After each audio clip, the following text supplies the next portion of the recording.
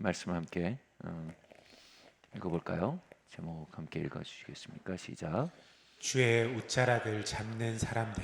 사도행전 2장 46절에서 47절 말씀, 사도행전 2장 46절에서 47절 말씀 함께 봉독하시겠습니다. 시작. 날마다 마음을 같이하여 성전에 모이기를 힘쓰고 집에서 떡을 떼며 기쁨과 순전한 마음으로 음식을 먹고 하나님을 찬미하며 또 온 백성에게 칭송을 받으니 주께서 구원받는 사람을 날마다 더하게 하시니라. 아멘. 여러분은 종교인이십니까? 크리스찬이십니까? 종교인은 교회 다니는 사람입니다. 교족부에 이름 올린 사람입니다. 자기를 소개할 때 종교란에 기독교라고 적는 사람입니다. 반면 크리스찬은 구원받은 사람입니다. 생명책에 이름이 올라 있는 사람입니다. 죄와 세상과 마귀로부터 건짐받은 새 생명을 가진 사람들입니다. 종교인과 크리스찬은 동이서에서 먼 것처럼 다른 것입니다.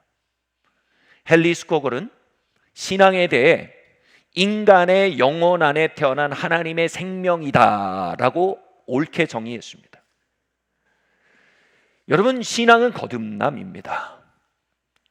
교회 다니고 종교 생활하는 것은 인간의 활동입니다.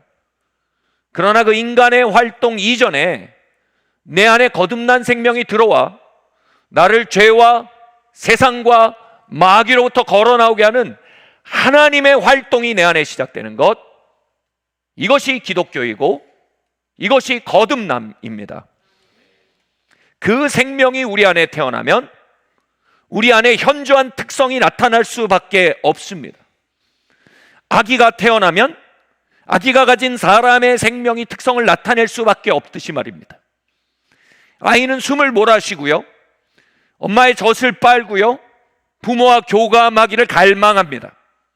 이처럼 종교인이 아닌 크리스찬은요, 그 안에 태어난 거듭난 생명의 특성을 나타낼 수밖에 없습니다. 숨쉬지 않는 아가는 가짜 아가입니다. 울지 않는 아가는 가짜입니다. 젖을 빨지 않는 아가는 죽은 것입니다. 우리 안에 거듭난 생명의 특질이 나타나지 않는 신앙은 가짜입니다.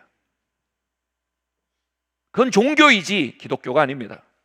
기독교는 생명입니다. 그 아가의 특성, 아가가 호흡하기 시작하는 것의 첫 호흡에 대해 마틴 로이드 존스는 매우 옳게 말했죠. 바로 거듭난 생명의 첫 호흡은 회개다. 여러분, 회개가 뭡니까? 죄를 토하고 의를 들이키는 우리의 영의 들숨, 날숨입니다. 아기는 처음 호흡할 때 크게 울어 제끼며 호흡을 시작합니다. 이것처럼 거듭난 심령은요, 회개함으로 살아나고요, 그 안에서. 그리고 그것이 원타임 이벤트가 아니라 계속적으로 죄를 토해내고 의를 들이키는 호흡으로 살아갑니다. 사람이 살아있는 책할 때 코 밑에 숨을 보면 알듯 그의 삶에 기독교가 있는지 종교인인지 알 때 우리는 그 안에 회개의 심결이 있는지를 체크해 보면 정확히 알 수 있는 것입니다. 여러분, 회개의 숨결이 여러분 안에 있으십니까? 바꿔 말하면 여러분 기독교인이십니까? 종교인이십니까? 크리스찬이십니까? 거듭난 생명이 누리는 가장 큰 특권이 있다면 그것은 하나님의 임재를 신령한 저처럼 사모한다는 것입니다. 여러분, 하나님의 임재라는 말을, 어려운 말이 아니에요. 이거는 그 경험을 가진 사람한테 매우 쉬운 말이고 그 경험이 없는 사람한테 외계어보다 어려운 말입니다. 하나님의 임재는 뭡니까? 경험적인 하나님을 말합니다. 내게 강 같은 평화, 내게 바다 같은 사랑, 내게 샘솟는 기쁨, 이게 하나님의 임재입니다. 하나님이 경험되는 겁니다. 이 자리에 여러분 수분이 있죠. 습기가 있어요. 그러나 경험되지 않아요. 왜요? 농도가 낮으니까. 그러나 그 습기가 농도가 짙어지면 결정체가 맺히고 비가 돼서 내립니다. 그럼 우린 그 습기를 시원하게 경험합니다. 우리는 그것에 리프레시가 되고요, 씻어지고요, 시원함을 느낍니다. 상쾌함을 느낍니다. 수분을 경험합니다. 여러분, 하나님은 어디나 계시지만 거듭난 성도들은요, 하나님의 비를 맞습니다. 하나님의 임재로부터 시원함과 강 같은 기쁨, 바다 같은 사랑, 파도 같은 평화를 누리기 시작합니다. 이게 뭡니까? 구원의 즐거움이라는 겁니다. 여러분, 구원의 즐거움을 말해요. 임재의 기쁨을 말하는 것입니다. 이제 거듭난 성도는 새로운 즐거움의 뿌리를 갖게 되었습니다. 바로 하나님의 임재의 경험인 것입니다. 그런데 이 하나님의 임재를 경험할수록 이제 그에게 가장 큰 원수가 생깁니다. 바로 죄입니다. 모든 거듭난 사람은요, 죄를 원수 삼게 되어 있습니다. 모든 거듭난 사람은요, 구원의 즐거움을 알고요, 모든 거듭난 사람은요, 그 하나님의 임재를 위협하는 죄를 원수 삼게 됩니다. 이전에는 나의 즐거움의 근원이 된 것이 이제는 나의 즐거움을 위협하는 사기꾼이 된 것입니다. 그가 와서 사기를 칠 때 가끔 넘어갈 수 있습니다. 그런데 넘어갔다가도 후회가 막급한 것입니다. 즐거움을 줄 줄 알았는데 내 소망을 빼앗아가고, 평화를 줄 줄 알았는데 내 위로를 빼앗아가고, 기쁨을 줄 줄 알았는데 나를 절망 가운데 몰아넣는 사기꾼임을 알게 되고, 점점 그 죄에 대해 원수로 여기게 되고 혐오하게 되는 것입니다. 여러분, 거듭난 심령은요, 하나님의 임재라는 새로운 즐거움을 삶의 소망과 평화와 사랑의 근원으로 삼고, 이전에 줬던 죄를 배설물로, 원수로, 장애물로 인생 최대의 숙적으로 여기는 중심의 변화를 갖게 됩니다. 이게 뭡니까? 회개의 심령입니다. 다시 말해, 거듭난 심령은요, 죄라는 문제를 매우 중요하게 다룹니다. 오늘날 교회 안에 죄를 중요하게 다루지 않는 풍조가 생깁니다. 여러분, 이것은요, 교회 안에 실제 거듭남의 실제가 거치고 종교에 대한 대단히 큰 징후 중에 하나입니다. 거듭난 사람들은요, 죄를 무서워합니다. 죄를 이기는 것이 일생일대 과제가 됩니다. 그러며 교회 안에 종교가 거치고 기독교가 시작될 수 있는 것입니다. 나단 선지자는요, 다윗이 죄를 범했을 때 그에게 찾아와서 이렇게 말했습니다. 당신이 여호와를 업수히 여김으로 여호와의 원수로 회방거리를 얻게 했다. 다윗이 죄를 선택할 때 그는 그에게 찾아와 있던 하나님을 업수히 여기는 일을 한 것입니다. 다시 말해, 진정한 기쁨의 근원을 밀쳐내고 가짜 기쁨을 선택한 것이며, 진짜 소망의 근원에 대해서 당신은 무능합니다라고 말하고, 가짜 소망의 근원에 대해서 당신이 나를 채울 수 있습니다라고 말한 것입니다. 그는 하나님을 업수히 여긴 결과로 죄를 선택한 것입니다. 여기서 죄의 본질에 대해서 나단 선지자는 이렇게 지적합니다. 여호와의 원수, 즉 마귀로 하여금 회방거리를 얻게 했다. 여기서 회방거리를 얻게 했다는 말은 뭐냐면 당신의 삶에 권세를 가지게 했다라는 말입니다. 여러분, 죄가 우리의 삶에 노크할 때 우리가 죄에게 문을 열어주면 죄 혼자 들어오고 끝나는 게 아닙니다. 반드시 그는 마귀와 함께 들어옵니다. 마귀에게 문을 열어주는 것입니다. 그리고 나단은 뭐라고 얘기합니까? 당신이 죄에게 문을 열어준 결과 여호와의 원수가 당신의 삶과 가문의 권세를 갖게 되었고, 그로 말미암아 당신의 가문의 간음과 살인이 끊이지 않을 것이란 말을 합니다.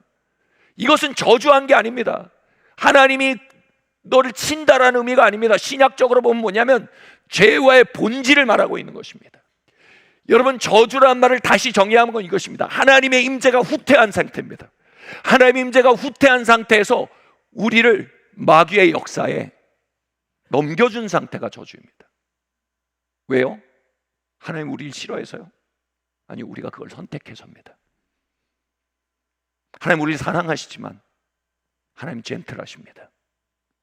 하나님 우리를 사랑하시지만 선악과를 동산 한가운데 두시고 그것을 선택할 수 있는 선택권을 주셨습니다. 하나님 우리 사랑하시지만 죄가 우리의 삶에 유혹할 수 있는 기회를 허락하십니다. 그곳에서 우리가 죄를 선택할 때 죄의 문을 열을 때 죄는 마귀와 함께 손을 잡고 들어와 마귀가 우리의 삶에 유린할 수 있는 권세를 갖도록 합니다. 우리가 죄를 선택한 결과는 마귀의 지배력을 확대시키는 것입니다. 그로 말미암아 그의 삶에 어떤 일이 벌어졌는지 얘기합니다.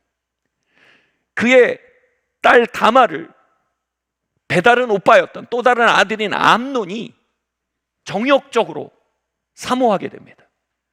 그리고 그를 욕보입니다. 다윗이 문을 열어준 것입니다. 정욕의 영이 지배력을 갖기 시작하는 겁니다. 하나님의 사람의 가정입니다. 하나님이 기름부으신 다윗입니다. 그 삶에 적군이 들어와 유린하는 상태가 되는 것입니다.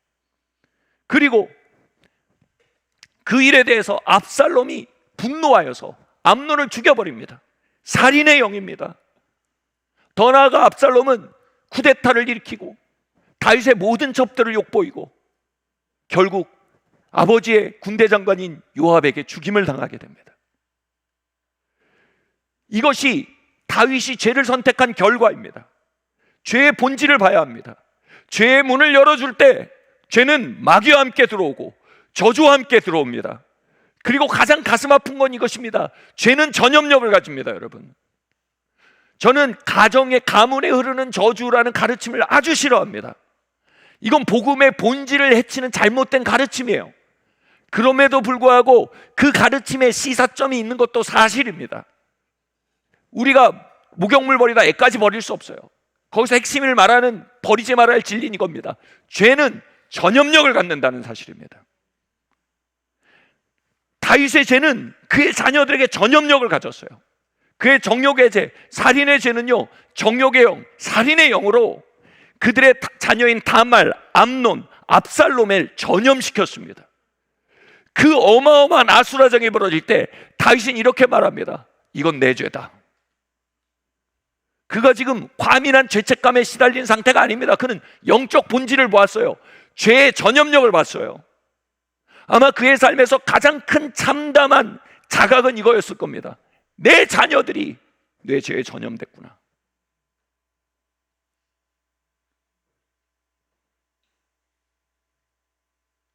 내 아들 압살롬아, 내 아들 압살롬아, 내가 죽어야 할 자리였는데 네가 죽었구나.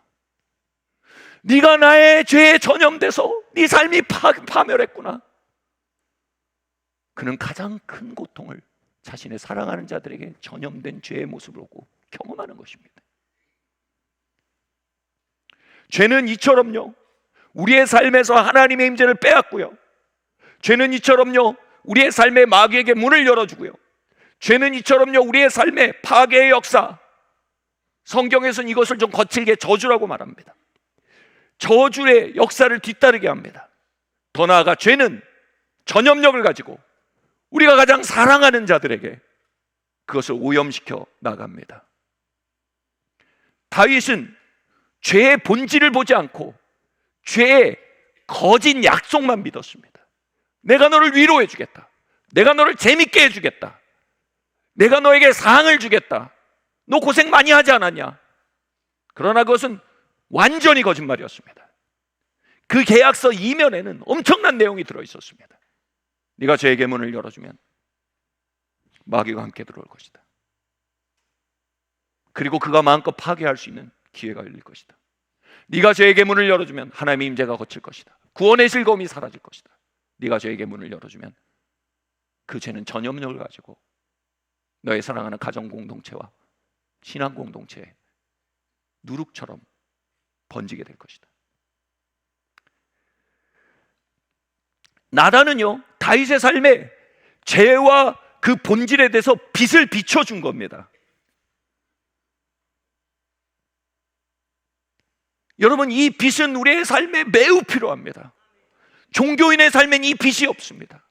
종교인들은 이 빛이 온다 할지라도요, 죄의 본질과 그 결과에 대해 아파하지 않습니다. 그 빛이 오면 그것을 자신을 부끄럽게 하는 거라고 생각합니다. 그것을 자신을 향한 모욕이라고 생각하고 맞받아치거나 도망쳐버립니다. 그러나 거듭난 심령이 있는 자들, 그 안에 빛이신 예수님을 가진 자들은요, 그 빛을 아프지만 환영합니다. 참으로 맞습니다. 죄가 구원의 즐거움을 빼앗아갔습니다. 참으로 맞습니다. 죄가 전염력을 가지고 주변을 더럽히고 있습니다. 참으로 맞습니다. 죄가 내 삶에 수많은 파괴들을 가져오고 있습니다. 죄로 인해 마귀의 권세가 내 삶에 확장되고 있습니다.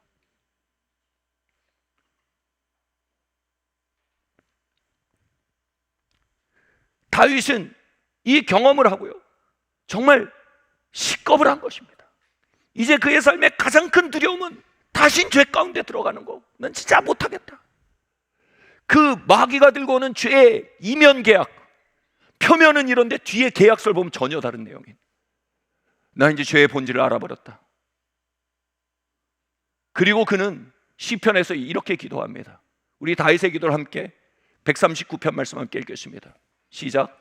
하나님이여 나를 살피사 내 마음을 아시며 나를 시험하사 내 뜻을 아옵소서. 내게 무슨 악한 행위가 있나 보시고 나를 영원한 길로 인도하소서. 아멘. 다윗은 이렇게 말합니다. 그 죄가 내 안에 심긴 그 순간, 내가 그 순간에 그 죄를 드러냈더라면, 내 마음에 죄가 알을 까기 시작한 그 순간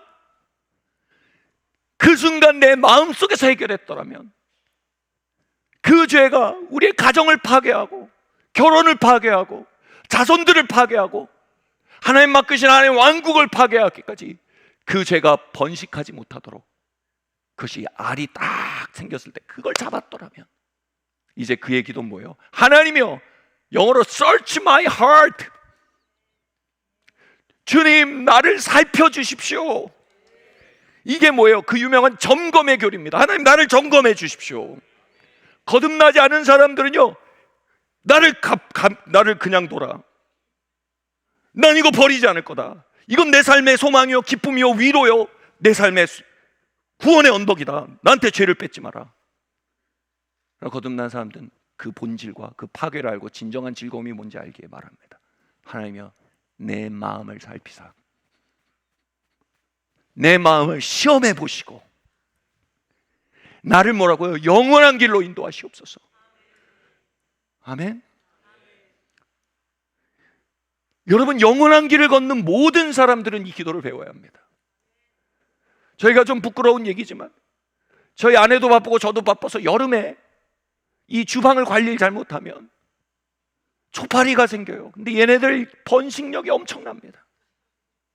정말 한두 마리 보일 때 그 근거지를 찾아서 초전박살을 내지 않으면 한 일주일 만에 초파리 서식처가 됩니다.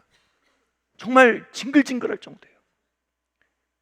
그 서식지가 되고 나면 제 아내와 제가 이렇게 바뀌죠. Search my heart. 에이, 발본색원 해야 돼 이거. 시겁하는 것입니다. 예전에는 아이들이 막 쓰레기 버려 그러면 싫어 그러다 초파리 맛을 좀 보면 쓰레기 버려, 예! 그리고 버리게 됩니다.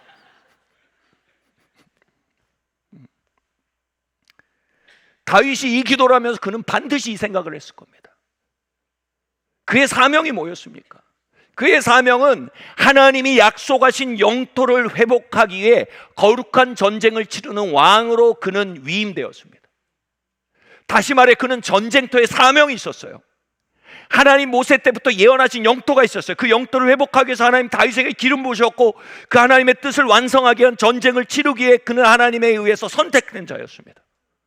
그런데 그의 왕권도 이제 확립이 되었고 그의 국가도 든든해졌어요. 그러나 하나님의 약속을 회복하기 위한 전쟁을 계속되고 있었어요. 주변에서 말합니다. 왕이시여, 이제 왕은 좀 쉬셔도 됩니다. 그래. 왕이시여, 이제 우리가 할 테니까 왕은 좀 계시십시오. 그래, 이 정도면 뭐.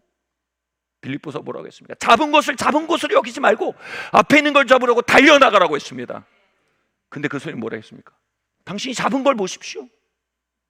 많이 이뤘지 않습니까? 영적 안일함과 오만함이 들어온 것입니다. 영적인 자만심이 들어온 것입니다. 영적인 게으름이 들어온 것입니다. 그리고 그는 그의 신복 요압을 전쟁터에 보내고 자신은 사무실에 남습니다. 사명의 자리에 떠나서 사무실에서 뭘 합니까? 테라스에 나가서 이렇게 힐끗힐끗 쳐다봅니다. 테라스에서 힐끗힐끗 쳐다보니까 요즘 말로 뭐예요? 웹서핑. 인터넷 이렇게 뒤지고 하다가 유튜브를 봤는데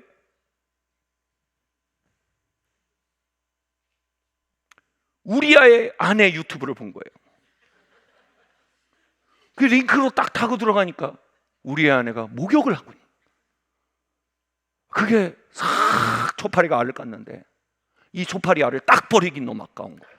왜냐면 나름 달콤한겨, 나름 위로가 되는겨. 내가 그렇게 열심히 싸워왔는데 이렇게 좀 달콤하게 달달한 위로가 되는겨. 그래서 그리고 그걸 영어로 엔터테이닝 한다 그러죠. 그걸 싹 버리지 않았어요. 그리고 마침내 그게 어떻게 됩니까? 알을 까서 그의 삶이 아수라장이 됩니다. 우리의 아내를 불러서 간음하게 되고, 그것을 덮기에 남편 우리아를 결국 죽이게 되고,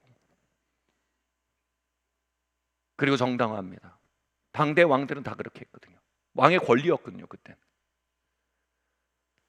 거기에 나단이 와서 얘기하는 겁니다. 왕이시여, 당신의 삶에 죄가 들어왔습니다. 그게 얼마나 무서운 건지 아십니까? 그것이 당신의 가문과 다음 세대와 하나님의 왕국을 파괴하는 힘인 걸 모르십니까? 다윗이 거기서 마음을 찢고 회개한 것입니다. 그는 그 순간 이렇게 생각했을 거예요. 하나님이여, 이제 내 마음을 살피소서라는 기도할 때, 하나님, 내가 그때 테라스를 두리번거리지 않았더라면, 내가 그때 우리 아이 아내가 씻는 걸 봐도 그거 빨리 셀리드한테 말하고 이슈 포커스도 받고 깨트리고 씻어냈더라면 일이 여기까지 안 갔을 텐데. 그래서 하나님, search my heart. 이제 나 그렇게 안 살 겁니다. 하나님, 죄의 숙주로 안 살 겁니다. 하나님, 말씀의 밭으로 살 겁니다. 나를 영원한 길로 이제 인도해 주세요라는 은혜를 구한 겁니다. 아멘. 근데요, 많은 성서교사, 성경교사들이 이렇게 말합니다. 다윗이 정욕의 씨가 심겼을 때 그가 망가진 게 아니고 진짜 망가짐이 여기 있었다고 말합니다. 다윗이 하나님이 부르신 전쟁터에 가지 않은 일이 그의 유혹의 진짜 시작이었다고 말합니다.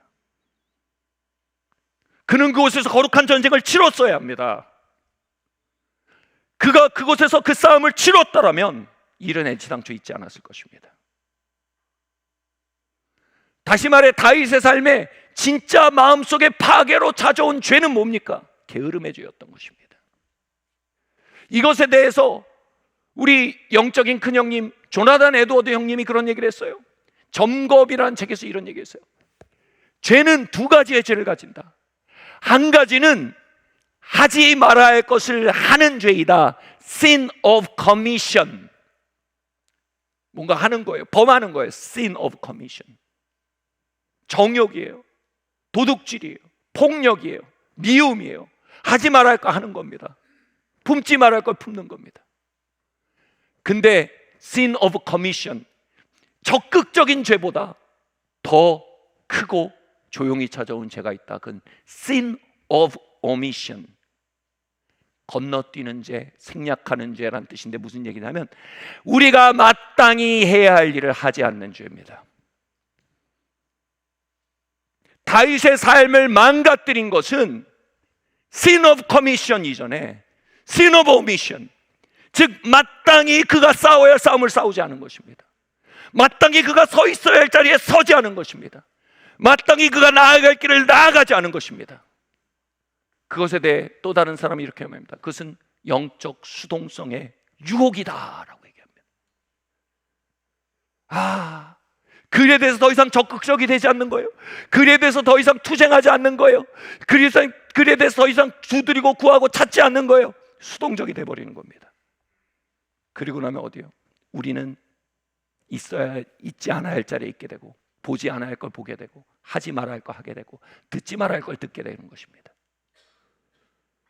그때는 이미 게임 셋입니다. 로마서 1장은 분명히 말합니다. 우리가 하나님 할 때 영화롭게도 아니하고 하나님 할 때 감사치도 아니하므로 하나님이 그들을 내어버려 두사, 이 말이 뭐냐면요, 하나님의 임재가 거친다는 관용적 표현입니다.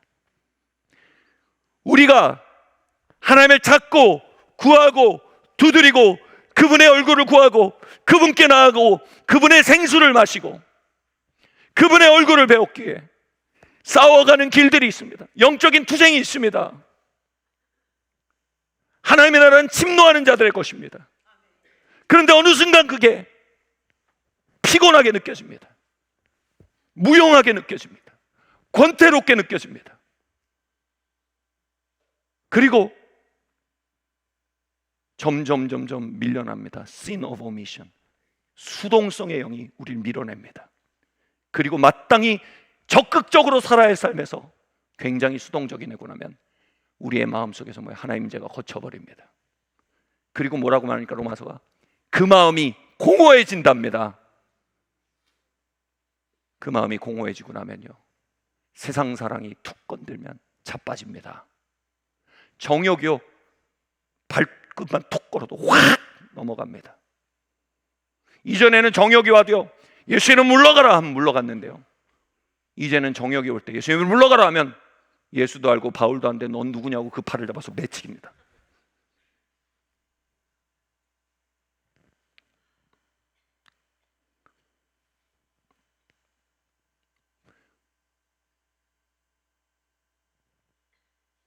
한국 사회에서는요, 살인, 강도 이런 게 엄청 큰 건데 미국 사회에서 진짜 큰 죄가 있어요. 탈세입니다.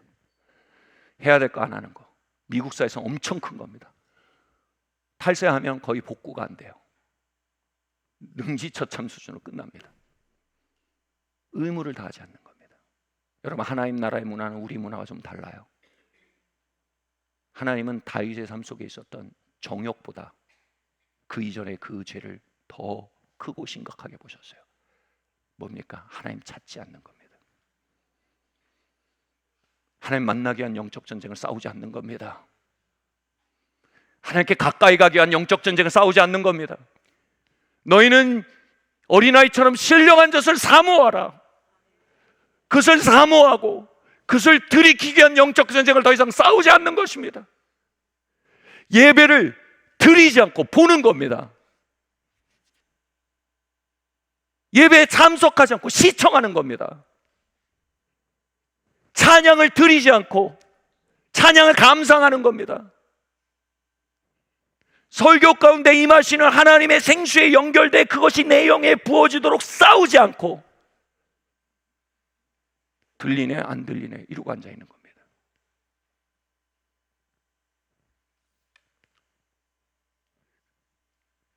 우리는 성도로서 싸워야 할 싸움들이 있습니다. 아멘. 이것에 대해 조나단 에도가 성도의 의무라고 말한 것입니다. 우리는 성도의 의무에 대해 수동적이 되므로 공허하게 되고 성도의 의무에 대해 게을러지기 시작하므로 우리의 심령은 허무해지고, 그리고 나면 여러분, sin of commission, 하지 말아야 할 것을 하게 하는 죄는 슬슬 와가지고요, 우리의 여기를 꽉 잡아가지고 끌고 갑니다.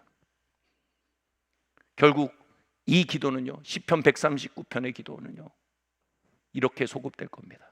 하나님, 내 마음을 살피사 내 마음을 파괴하게 오는 죄의 노크 소리를 감지하게 해주십시오.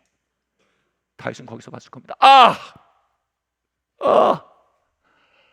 내가 영적으로 후퇴했구나. 내가 하나님 찾지 않았구나. 내가 영적인 나른함과 게으름과 영적인 수동성과 영적인 무력감이 찾아와 말을 걸 때 네가 옳다 라고 맞장구 쳤구나. 마귀야 물러가라 하지 않았구나. 그것이 들고 와 그 모든 것을 파괴하는 시작이 되었구나.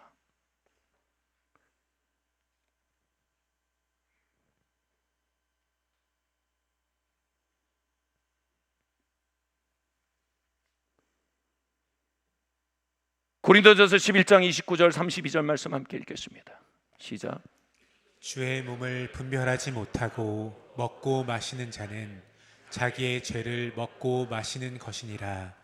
그러므로 너희 중에 약한 자와 병든 자가 많고 잠자는 자도 적지 아니하니 우리가 우리를 살폈으면 판단을 받지 아니하려니와 우리가 판단을 받는 것은 주께 징계를 받는 것이니 이는 우리로 세상과 함께 정죄함을 받지 않게 하려 하심이라. 아멘. 여기에서 주의 몸을 분변치 않고 먹고 마시는 것에 대해서 얘기하는 것은 성찬식을 말하는 것으로 좁게 해석할 수 있습니다. 그러나 크게 해석하면 우리의 삶에 주어지는 다양한 은총의 수단들 모두를 포함하는 것으로 이야기하는 것은 전혀 무리가 없습니다. 은총의 수단이 무엇입니까? 내가 거기서 너를 만나리라 약속하신 모든 수단들입니다. 기도입니다. 내게 부르짖어라, 내가 너를 만나겠다. 기도의 자리에서 너를 만나겠다. 은총의 수단입니다.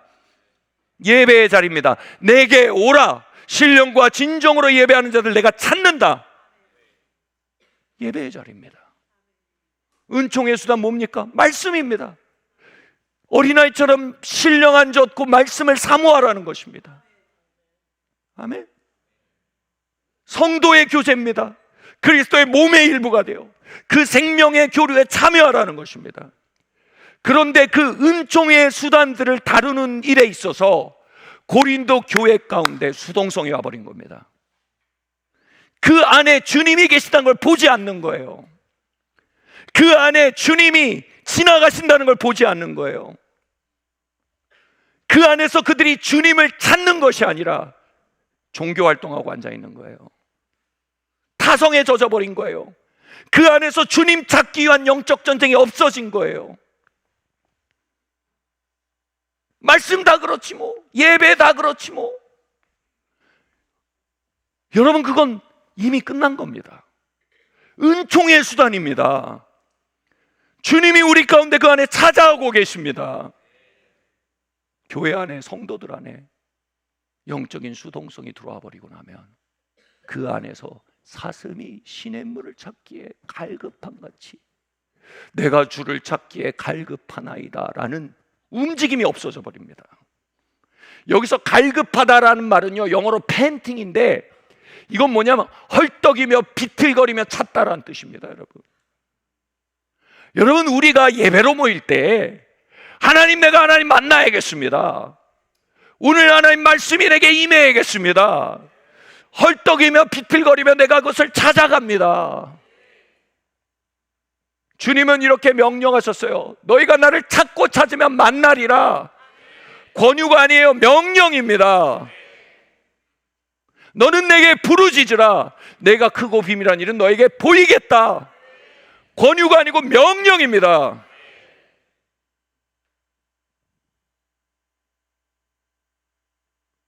언젠가 저희 딸이 예배 때 와서 졸고 앉아 있는 거예요. 그래서 왜 졸았냐? 그러니까 그러더라고요. 어저께 새벽 3시까지 뭘 했다는 거예요. 전쟁이에요. 어떻게 예배를 드리기 전날 새벽 3시까지, 그날 주님을 만나야 되는데, 말씀이 내게 들려줘야 되는데, 내가 신령한 젖을 빨아먹어야 되는데, 여러분, 애가 신령한 젖 빨아먹을 때 얼마나 전투적으로 빨아먹습니까? 근데 새벽 3시, 4시까지 다른 걸 하는 거예요. 이미 져버린 거예요. 나른함이 온 거예요. 영적 타협이 온 거예요. 그 전날부터 너 예배 준비해야 돼. 그렇게 하는 거 아니야. 그러면서 너 예배 보는 사람 되는 거야. 지금 그런 사람도 없어서 제가 얘기할 수 있어요. 조나단 에드워드가 성도의 의무를 얘기하며 이렇게 얘기했어요. 말씀은 성도들 가운데 걸어다니신 예수 그리스도의 현존이에요. 말씀은 주님께서 말씀하시는 음성이에요. 그리고 이렇게 말했어요. 그 시간에 조는 건 명백한 죄다. 제가 말하지 않았어요. 명백한 죄래요. 주님이 우리에게 말씀하신데 주여 말씀하소서 내가 듣겠나이다가 아니고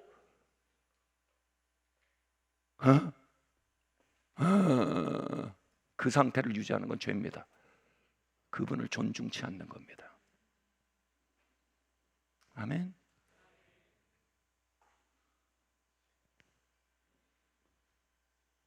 조나단에게 말합니다. 성도들이 주일날 모여 목소리를 다해 주님을 찬양하지 않는 건 성도의 의무를 다하지 않는 것이다. 왜요? 너희는 소리 높여 주님을 찬양하라고 명령하셨기 때문입니다. 너희는 모이기를 힘쓰라고 명하셨기 때문입니다. 우리 의무입니다. 그렇게 하지 않는 건 탈세입니다. 어떤 사람들은 말합니다. 아이 목사님, 내가 목말라야 주님을 찾죠. 주님 나를 목마르게 하셔야죠. 제스펜 루이스라는 하나님의 여종이 이렇게 얘기했어요. 성도들의 삶에 찾아오는 가장 큰 영적 유혹은 수동성의 영의 방문이다. 그리고 이렇게 말합니다. 성령님은 절대로 우리의 의지를 대신하시지 않는다. 성령님이 우리의 의지를 대신해 줄 거란 모든 생각은 미혹이다. 다시 말해 뭐예요? 내가 하나님 찾는 겁니다. 내가 말씀 경청하는 겁니다. 주님, 내가 기도의 자리로 나아갑니다. 나아가는 겁니다. 내가 주님 목말라 합니다. 그렇게 하는 겁니다. 그러면서 어떻게 해요? 주님, 거기서 전쟁이 벌어집니다. 왜요? 나른함이 막 우리를 누르고요, 무관심이 우리를 누르고요, 잡생각이 우리를 누릅니다. 그럼 거기서 뭐예요? 전쟁을 하는 겁니다. 할렐루야. 그럼 거기서 뭐예요? 성령님 나를 도와주세요. 그때 성령님의 개입이 있는 거예요. 근데 내 의지는 없고 그냥 아이고 나를 어떻게 해주세요. 주님 다시 오실 때까지 여러분 주님 찾을 일은 없습니다. 우리는 그것을 선택합니다. 내 영혼이 확정됩니다. 내가 주님 찾겠습니다. 주님 얼굴 구합니다. 주님 말씀 내게 들려줘야 합니다. 아멘.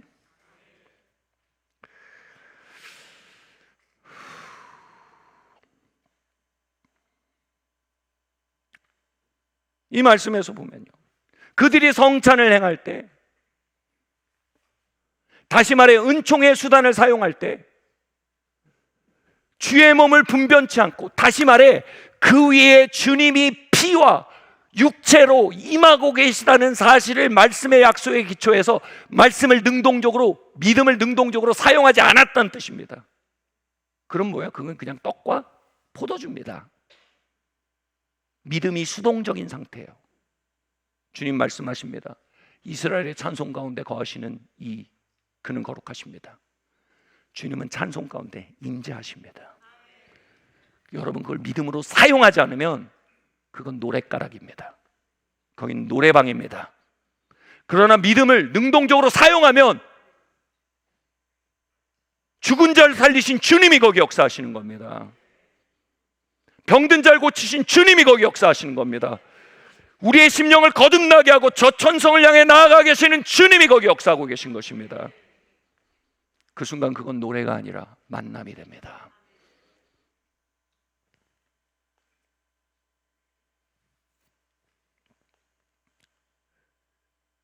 자신의 주의 몸을 분변치 않고 못하고 먹고 마시는 자는 자신의 죄를 먹고 마시는 것이라. 여기서 말하는 죄가 뭐예요? 정확히 수동성의 죄입니다.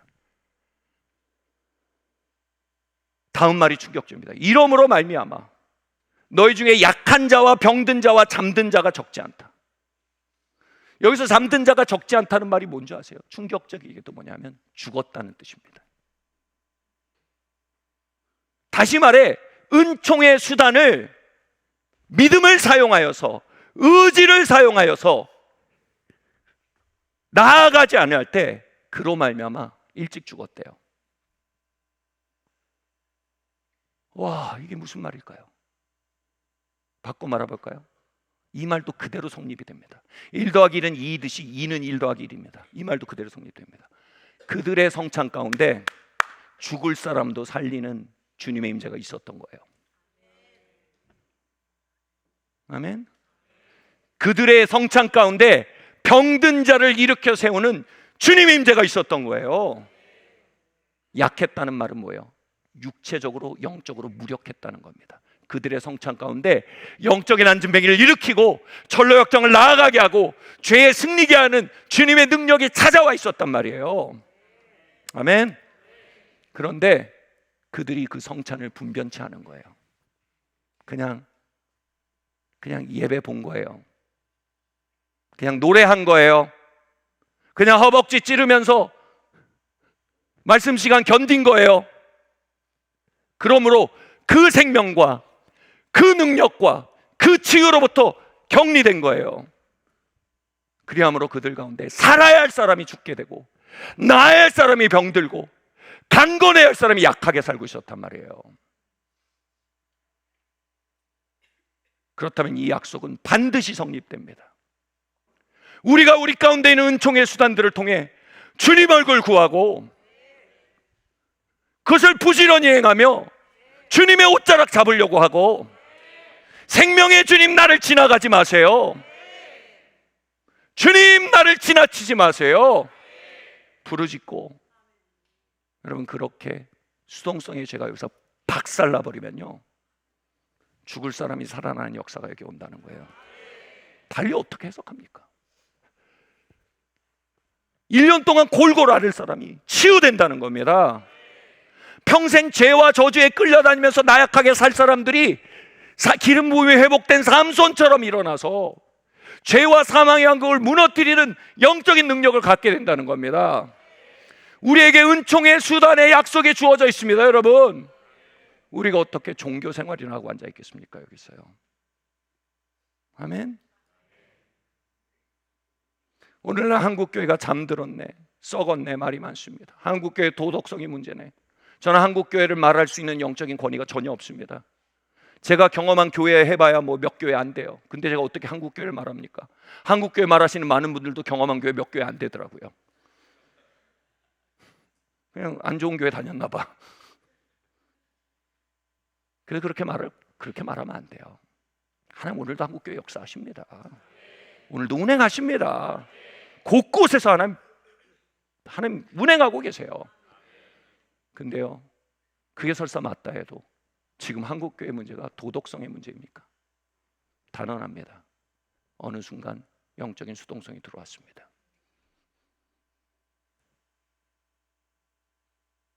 내가 주님 옷자락 잡아야겠다, 이런 예배자들이 없어진 거예요. 내가 오늘 주님 음성 들어야 살겠다, 이 갈급함이 없어진 거예요. 은총의 수단들에 대해서 매우 소극적이 되고, 그리고 빨리 끝나서 저 뒤에 가서 핸드폰 웹서핑이나 해야겠다, 이메일이나 들어봐야겠다, SNS나 들어가야겠다. 사무실에 들어앉은 다윗의 심령이 와버린 거예요.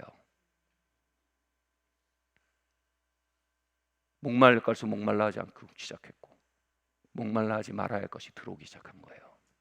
도덕성은 저 다음이에요.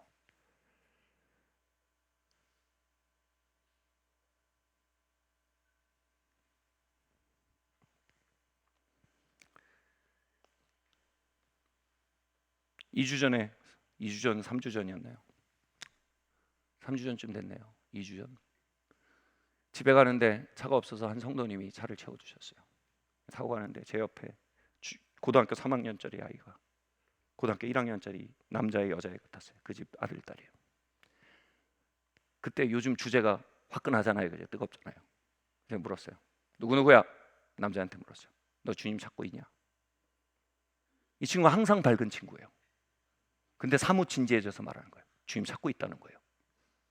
제가 물어봤어요. 왜 찾아? 이대로 대학 가면 영영 떠내려갈 것 같아요. 절박함이 돌아온 거예요. 어떻게 찾니? 기도초에 가기도 하고요, 자기 전에도 찾고 주님 찾고 있어요. 오, 그 안에 뭐가 돌아온 거예요. 나 주님 만나야겠어. 나를 살리시는 분, 나를 강하게 하시는 분, 나를 고치시는 분, 우리를 사명을 향해 회복시키는 분, 그분 만나야겠어. 고등학생 마음에 돌아온 거예요. 그 옆에 고등학교 1학년짜리 여자애가 앉아 있었어요. 아주 귀여운 애예요. 그래서 물어봤어요. 너는 어때? 저도 찾고 있어요. 그래서 어떻게 찾아?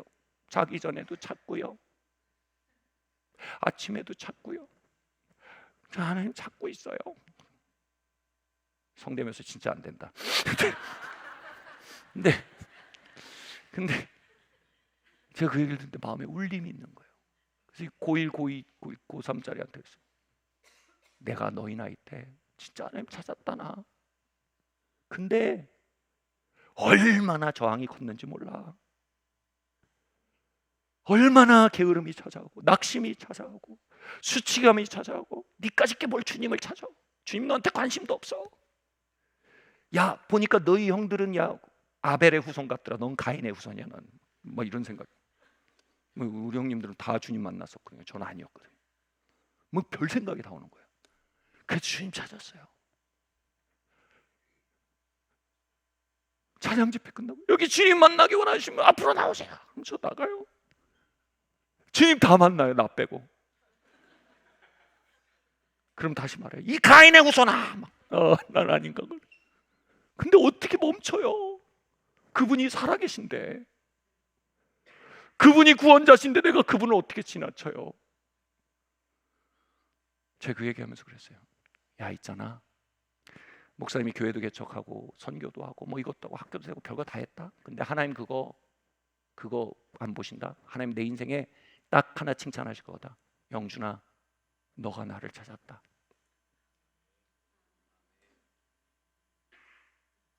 나는 신학교 간 거에 감동하지 않아. 교회 개척한 거에 감동해. 네가 나를 찾았다는 거. 내가 거기에 응답해서 너에게 찾아갔고 다른 건 내가 한 거지 네가 한 거냐? 너가 한 건 거야. 나 찾은 거야. 그래서 얘들아, 나 지금 5학년이야. 50 다 됐어. 50 됐어. 내 인생 최대의 업적은 이거야. 주님 찾은 거야.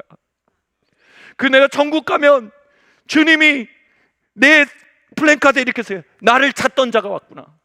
다른 업적 없을 거예요. 그거예요. 나머지는 주님의 임재가 한 거예요. 그래, 주님이 아셔. 근데 그렇게 조곤조곤 얘기하더니 갑자기 조용해요.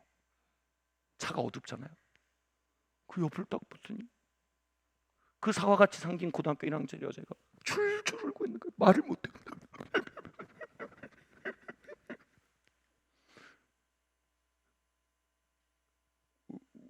왜 울고 있니?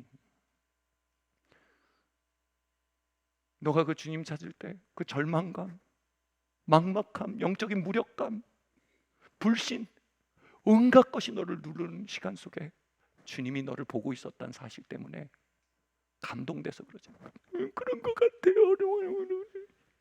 그 옆에 고등학교 3학년짜리 남자애도 숙연해졌어요. 이렇게. 집에 도착했는데 내리지 못했어요. 그냥 너무 많이 울고 있는 거예요. 너무 목마른 거야. 그 심령 속에서 그 거룩한 전쟁을 향해 걸어가는 용사를 보는 거예요. 주님, 내가 주님 옷자락 만져야 됩니다. 주님 만나야 됩니다. 주님 능력 받아야겠습니다. 주님 우리 가정 고쳐주시고 이 땅을 고쳐주시고 주님 새 일을 행해주세요. 주님은 살리시는 분이고 고치시는 분이고 능력 주시는 분이십니다. 주님, 주께 나아가는 자는 그가 거기 계신 것과 그를 찾는 자에게 상 주신 이심을 믿어야 할지나 했는데, 주님, 내가 주님 여기 계신 거 믿어야 아무것도 모르겠지만, 그리고 주님, 내가 주님 찾는 것을 사랑하시는 거 알아요. 그래서 상 주실 거 알아요. 그 눈물이 너무 흐르고 있어서 제가 차에서 내릴 수가 없더라고요. 그 차 안에 하나님 임재가 이렇게 회복되기 시작하더라고요. 여러분, 그 눈물이 돌아와야 돼요. 그 투쟁이 돌아와야 돼요. 그리고 이 아이들이요, 그 주에 오후 3시에 자발적으로 주님 찾는 기도 모임에 가기 시작한 거예요. 그래서 처음으로 주여! 옛날엔 맨날 아빠 엄마가 이렇게 하고 아빠 엄마 왜 저러나 이런 애들이 주님! 그 싸움을 싸우기 시작한 거예요. 주님! 날 만나주세요. 이 죄를 깨뜨리시는 주님의 능력이 필요합니다. 세상 사랑을 꺾으시는 주님의 능력이 필요합니다. 약한 자를 강하게 하시는 주님이 필요합니다. 날 만나주세요. 그리고 그 고3짜리 남자애가 앞에 나와서 마이크를 잡은 거예요. 대학 떨어졌다는 소식을 들은 뒤에 나가서 주님 용서해 주세요. 제가 대학을 저의 길로 생각했습니다. 예수님 당신이 나의 길입니다. 예수님 내 손 잡아주세요. 그렇게 얘기하면서 회개의 눈물이 터진 거예요. 말씀드렸지만 그리고 2시간 뒤에 대학에서 연락이 온 거예요. 등록해야 할 애들이 안 했다고. 너 합격했다고. 이게 뭐예요? 하나님과의 동행이 회복되는 거예요.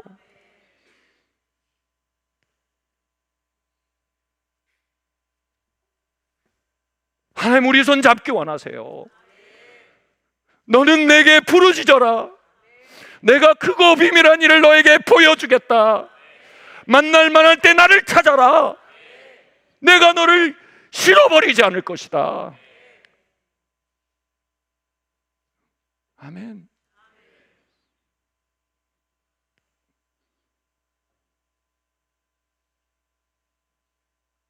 하나님, 제가 간음 안 했습니다. 제가 도둑질 안 했습니다. 그러나 하나님, 제가 주님 사랑하지 않았습니다. 주님 찾지 않았습니다. 신령한 진적으로 예배하지 않았습니다. 어린아이처럼 신령한 져서 사모하지 않았습니다. 주님, 성도의 의무를 하지 않았습니다. 목놓아 주님 높이지 않았습니다. 주님 구경꾼이었습니다. 그러나 이제 주님, 혈루병 걸린 여인이 주님 옷자락 잡으려고 나아간 것처럼 제 영혼이 주님 말씀 가운데 지나가신 주님 옷자락 잡아야겠습니다. 찬양 가운데 임하시는 주님 옷자락 잡아야겠습니다. 은총의 수단을 통해 신실하게 우리를 기다리시고 기도 안에 우리를 기다리시며 얘야 내가 너 만나줄 거야 와라. 주님은 우리의 의지의 공간까지 메워버리지 않으세요. 그 미혹이에요. 의지를 써서 나오는 건 나예요. 그렇게 되면 우리가 상전이 돼버려요. 와라. 내가 너를 강하게 해줄게. 와라. 내가 너 만나줄게. 와라. 내가 너 살려줄게. 와라. 내가 너 고쳐줄게. 그 약속을 믿는 순간 여기에 수동성의 죄가 박살이 나버립니다.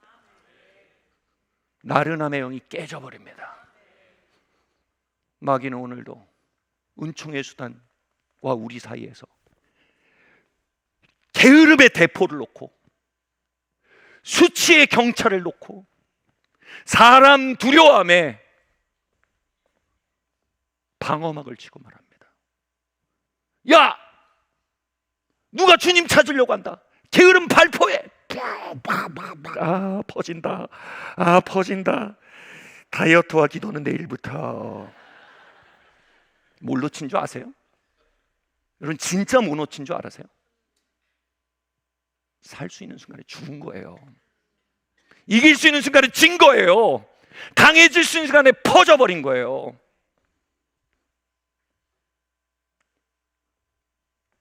열여덟 살짜리가 손을 들어 17살짜리가 주님 내 소망.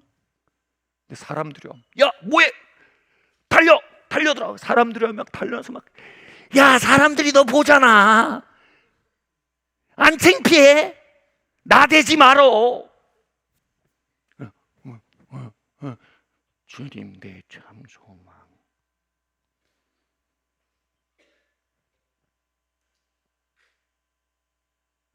누군가 주님의 강하심이 우리를 초청하는 걸 느낍니다. 그래서 와 내가 달려나가서 쫓아가 잡아야겠다. 그 순간 마귀가 명령합니다. 야 나른한 부대 출동. 야 태클 걸어. 덤벼듭니다. 나른한 부대가 우리를 끌어내립니다. 난 나와서 불을 받고 싶은데 다음에 Search my heart. 내 안에 벌어진 일을 주님 비춰주시기 원합니다. 우리가 뭘 잃고 있는지 볼 수 있게 해주시길 바랍니다. 우리가 그 끝에 뭘 팔고 있는지 볼 수 있게 되길 바랍니다. 우리에게 이뤄지고 있는 기회가 뭔지 발견하게 되길 원합니다. 그럼 우리 마음이 찢어집니다. 하나님, 내가 죽게 갑니다. 하나님, 나의 믿음 없는 걸 도와주세요. 이 나른함과 수치와 뒤까지 깨 주님 만난다고. 네가 목사야? 네가 신학생이야? 그러네. 거기서 여러분 부르짖는 거예요. 주님, 왜 소리 짓는지. 멀리 있는 걸 아는 거예요. 우리 영이 뭔가 우리 사이 막는 거 아는 거예요. 이게 뭐예요? 수동성의 영이 막는 거예요. 하나님 나라는 여러분 침노하는 자들의 것이에요. 아멘. 그 아이들이 모여갖고 하나님, 예수님, 그러면서 눈물이 터지고 회개가 터지고 성령 세례가 그들에게 부어지고 그들이 깨친 죄가 뭐겠습니까? 하나님 찾지 않음이에요. 하나님 부르지 않음이에요. 하나님께 나아가지 않음이에요.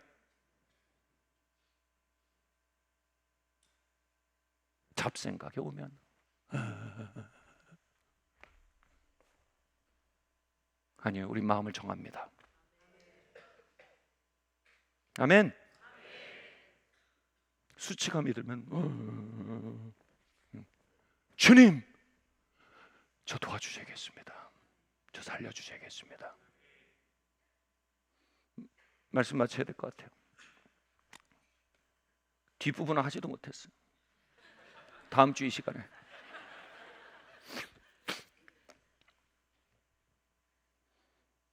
사랑하는 성도 여러분,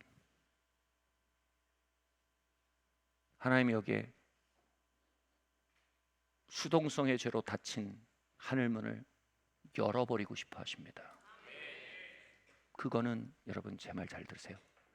제 말 잘 들으세요. 의지적 선택으로 열리는 거예요. 내 마음이 확정됩니다.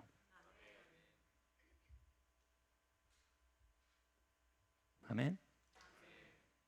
그리고 하나님께 부르시는 거예요. 하나님, 내 영은 약합니다. 도와주세요. 주님이 생명으로 여러분 만나 주십니다. 주님이 능력으로 여러분 찾아가십니다. 주님이 응답으로 여러분 방문하십니다. 주님이 치유로 여러분 손 잡아주십니다. 할 수 있거든이 무슨 말이냐? 믿는 자에게 능치 못함이 없느니라.